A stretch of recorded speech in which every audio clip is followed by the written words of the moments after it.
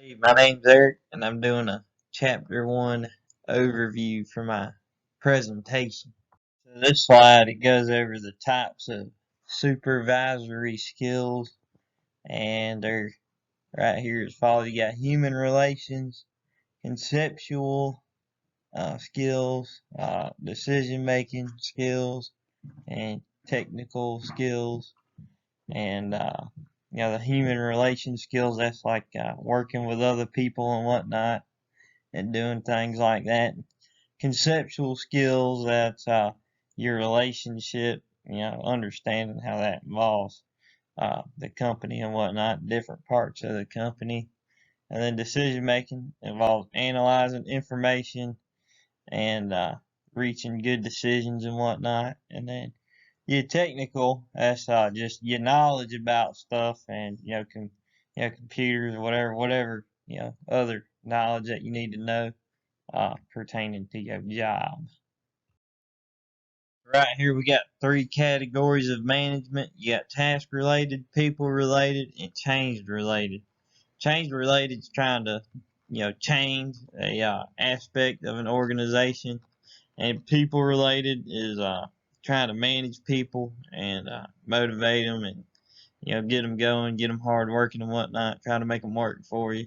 And then task related is stuff like the critical parts of managing stuff. All right, it's time to talk about everybody's favorite thing, diversity. Subtle diversity, as a matter of fact.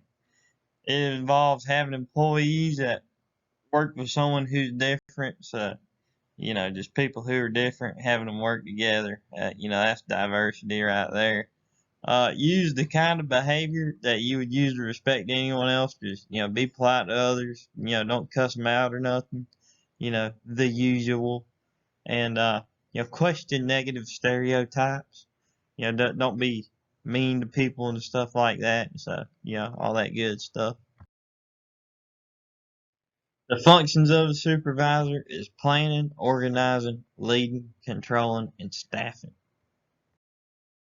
Planning, it plays a big role in determining the goals of an organization, and it helps allocate resources and labor to places that are going to be needed, and it determines the quantity of the resources and the labor that you're going to throw at it. Involves setting up work groups and allocating resources to those groups and assigning work to those groups or other individuals so they can help meet the goals of the company. And organizing will help you with structuring, a company so that way people have a power structure. So staffing, it involves identifying good employees and hiring, good employees. And if you got some employees that ain't quite meeting, par, you can train them and help them develop the skills that they gonna need for the job. Leading, it plays a role in every aspect of management. It involves influencing others, setting standards, goals, objectives, motivating employees, and leading by example. Not leading from behind. So controlling is pretty simple. It involves monitoring performance and how they act. Your employees how they act, and making corrections. When they mess up. Responsibility and accountability, probably one of the most important things you'll learn. Responsibility involves the duties and activities that an employee is liable for. Accountability is imposing penalties for failing to carry out responsibilities. It's very important that you're responsible. Characteristics of a supervisor, they involve communication skills, talking to people and whatnot, being fair to everybody, not having any favorites, loyalty, sticking around the company for a while, being there for the long haul, being a company man is what they call it. Positivity, just have a good attitude, desire for the job, just want to show up and work, get paid. That's pretty good desire right there. And ability to delegate. You gotta do that because you can't always be there to do the job. Sometimes you gotta let people do it for you.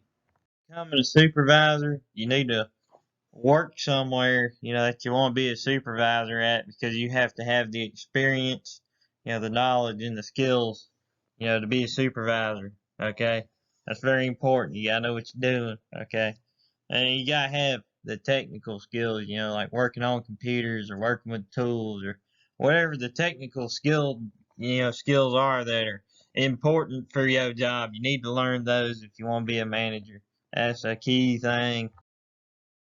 Preparing for the job. Just watch another supervisor, read some books, watch some videos, or just, watch what everybody else is doing that's a supervisor. Watch the management, see what they do, kind of shadow them. Think about what you could do as a supervisor, how you would handle a situation.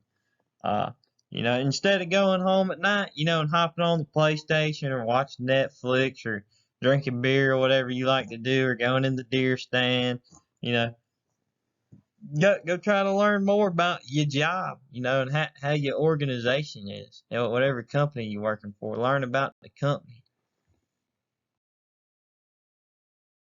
So here's my reference page, and I had one reference. It's the supervision book, is what it's called, and it's the one I use for management 21, 25 performance management. That's the book right there.